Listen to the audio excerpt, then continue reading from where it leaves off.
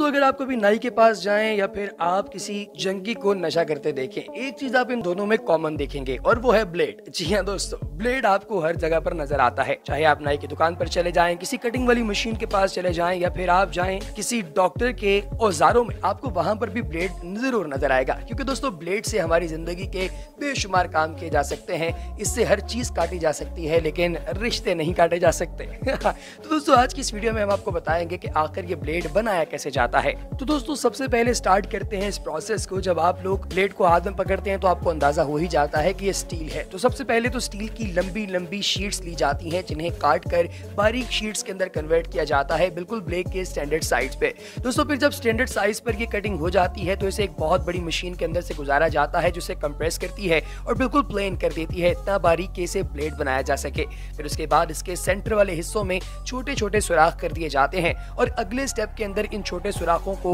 Major करते हुए blade को डिफरेंट पार्ट्स के अंदर डिवाइड कर दिया जाता है। यानी कि ये लंबी जो आपने कतार अभी तक देखी है, इसको छोटे छोटे पीसेस में कन्वर्ट कर दिया जाता है। देन दोस्तों इसको एक बहुत ही हीट पहुंचाने वाले टावर में से गुजारा जाता है, जिसमें ब्लेड का टेम्परेचर बहुत ज्यादा बढ़ जाता है और उसके बाद फौरी तौर पर इसे क्रायोजेनिक ट्रांसप्लांटर मशीन के अंदर से गुजारा जाता है, जो कि इसे ठंडा कर देती है, जिससे ब्लेड काफी मजबूत हो जाता है। देन इसको नेक्स्ट स्टेप के अंदर लाया जाता है, जहां पर ब्लेड के एज को यानी इसके किनारों को शार्प किया जाता है। किनारों को शार्प करने के बाद इसको एक पैकिंग मशीन के अंदर ले जाया जाता है, जहां पर ब्लेड्स कटिंग के बाद पैक किए जाते हैं और साथ ही साथ इसके ऊपर इसका मोनोलॉग या फिर मोनोग्राम जो है वो प्रिंट भी कर दिया जाता है और अल्टीमेटली ये पैक्ड ब्लेड्स मार्केट के अंदर लाए जाते हैं, जहां पर इन्हें बेचा जाता है। आमतौर पर हम जंगली जानवरों के साथ खूनखारी और चीरफाड़ जैसी चीजें ही एसोसिएट करते हैं, लेकिन दोस्तों कुदरत ने इन जानवरों के अंदर भी मोहब्बत और हमदर्दी जैसे जज्बात रखे हुए हैं और वो इस डेली की आज करने वाले हैं कुछ ऐसे ही जंगली जानवरों के जिन्होंने इंसानों की जान बचाई। लेकिन इन हीरो एनिमल्स के लिए बनाए जाने वाले इस ट्रिब्यूट को देखने से पहले आप भी एक हीरोइक काम कर सकते हो। वो ये कि हमारी एफर्ट को नीचे मौजूद लाइक का बटन प्रेस करके अप्रिशिएट करें और रेड बटन पर क्लिक करके हमारे सब्सक्राइबर्स बन जाएं, ताकि ऐसी इंटरेस्टिंग वीडियोस आप तक डेली पहुंचती रहें। अक्सर लोग अपने पालतू कुत्तों को वॉक करवाने के लिए ले जाते हैं। ऐसी ही एक वॉक के दौरान जब ये लड़की सीजर अटैक की वजह से बेहोश हो गई तो उसके पालतू कुत्ते ने पहले तो उसे प्यार से उठाने की कोशिश की, लेकिन जब उसकी मालकिन बिल्कुल न उठी तो एक गाड़ी को आते देखकर वो कुत्ता बीच सड़क के आके खड़ा हो गया। गाड़ी के पैसेंजर्स ने जब इस डॉग की अनयूजुअल हरकत देखी तो फौरी तौर पर नीचे उतरे और सड़क किनारे पड़ी उसकी मालकिन के पास पहुँचे और फिर उसको हॉस्पिटल शिफ्ट कर दिया गया। अगर ये कुत्ता हाजिर दिमागी का सबूत देते हुए वो गाड़ी न रुकता तो न जाने ये लड़की कब तक यूं ही बेहोश पड़ी रहती और फौरी मेडिकल एड न मिलने की वजह से उसकी मौत भी हो सकती थी। छोटे बच्चों को गली के आवारा कुत्तों से लोग खुद भी डरकर दूर भागते हैं और उन्हें भी खुद से दूर भगाते हैं, लेकिन जब इस लुटेरे ने गली में लड़की से उसका बैग छीनना चाहा तो वहाँ मौजूद एक होमलेस कुत्ते ने किस तरह लुटेरे को मार भगाकर लड़की की हिफाजत की।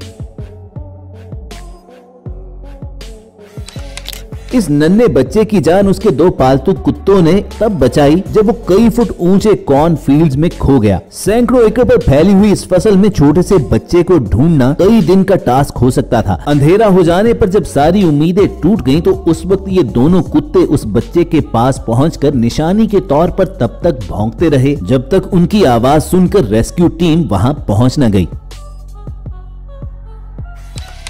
लॉस वेगस में एमजीएम के ग्रैंड डिस्प्ले पर जब इस बब्बर शेर ने वर्कर पर अटैक करने की कोशिश की तो देखिए वहां मौजूद शेरनी ने किस तरह इस बब्बर शेर को काम डाउन किया और उस वर्कर की जान बचाई।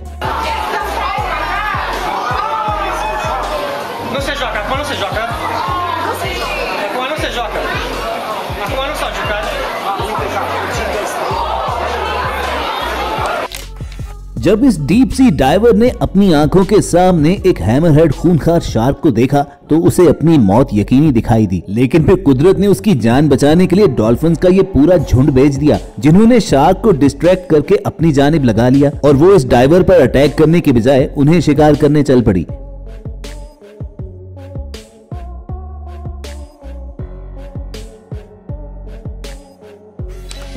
अलविदा कहेंगे, देखते और सुनते रहिए वॉइस डेली। जाता है नंबर मैच स्टिक्स। तो दोस्तों सबसे पहला स्टेप तो आता है वो लकड़ी सिलेक्ट करना जिससे माचिस की तीलियां बनाई जाएंगी, ताकि ये लकड़ी ना तो जल्दी टूटे और ना ही जलने पर इस लकड़ी का अकड़पन खराब हो। तो प्यारे दोस्तों इसके लिए इस्तेमाल किया जाता है या तो दादर की लकड़ी को या फिर एस्पेन की लकड़ी को, और फिर इसकी बड़ी बड़ी परतें बनाकर बिल्कुल कागज की तरह इसे एक बहुत बड़ी मशीन के अंदर डाला जाता है, जो कि इसे छोटी छोटी तीलियों के अंदर तोड़कर कन्वर्ट कर देती है। देन इन तीलियों के टॉप पर मसाले को इम्प्रिंट किया जाता है, और ये मसाला कुछ और नहीं बल्कि सल्फर होता है जिसके साथ फास्फोरस अटैच होता है। दोस्तों इसके अंदर कुछ और कंपाउंड्स भी डाले जाते हैं ताकि ये अचानक से किसी भी चीज के साथ रगड़ते साथ ही आग पैदा कर दे, और इसी आग को आप लोग किसी भी चीज को जलाने के लिए या फिर हांडी पकाने से पहले चूल्हा जलाने के लिए, सिगरेट जलाने के लिए इस्तेमाल करते हैं। दोस्तों आप जानते होंगे माचिस बहुत सस्ती मिलती है। उसकी वजह ये होती है कि एक दरख्त से आप लोग ठीक ठाक डिब्बियां माचिस की तैयार कर लेते हैं, जो कि इसके असल रेट से तकरीबन कोई 5000 गुना ज्यादा होता है। जब माचिस की तीली के ऊपर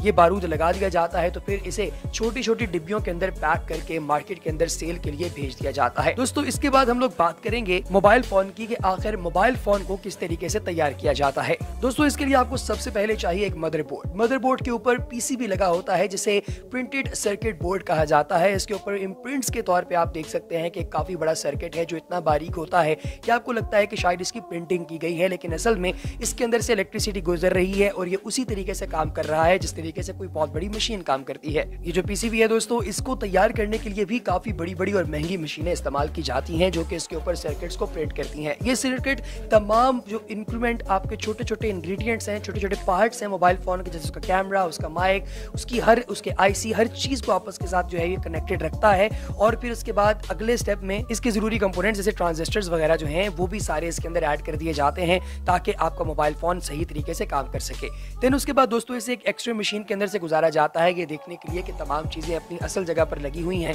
और कंप्यूटर के एक सॉफ्टवेयर के साथ इसे कनेक्ट भी किया जाता है ताकि ये जाना जा सके कि क्या तमाम पुर्जाजात अपने असल काम को ठीक तरीके से अंजाम दे रहे हैं या नहीं। क्योंकि अगर कोई एक पार्ट भी सही तरीके से काम ना कर रहा हो तो आपके मोबाइल फोन को वहीं पर डिस्कार्ड कर दिया जाता है और नए सिरे से नया बोर्ड तरतीब दिया जाता है। देन इसके अंदर एक खास किस्म की ग्लू को इंजेक्ट किया जाता है ताकि इसका कोई भी पार्ट दूसरे पार्ट के साथ मिक्स ना हो जाए। इसके बाद दोस्तों चेक किया जाता है कि क्या मोबाइल फोन के तमाम फंक्शन सही तरीके से काम कर रहे हैं या नहीं। एक एक मोबाइल फोन को वहां पर मौजूद साइंटिस्ट की टीम और कई केसेस के अंदर बड़ी बड़ी मशीनों के अंदर डालकर चेक किया जाता है, और अगर कोई एक पार्ट भी सही तरीके से काम ना कर रहा हो तो उसे फौरी तौर पर ठीक कर दिया जाता है या फिर मोबाइल फोन को रिप्लेस कर दिया जाता है। इसके बाद दोस्तों इसके डिस्प्ले पर काम किया जाता है जिसमें इसका सेल्फी कैम, इसका स्मार्टफोन सेंसर और बाकी तमाम चीजें जो कि आपको सामने दिखाई देती हैं उनको इस पर लगा दिया जाता है। इसके बाद दोस्तों एंड पर मोबाइल फोन की बैटरी का काम देखा जाता है कि इसके अंदर बैटरी कौन सी लगनी है, वो बैटरी इस पर लगाकर बाद में इसकी चार्जिंग पोर्ट्स को फिट किया जाता है और चेक किया जाता है कि क्या मोबाइल फोन सही तरीके से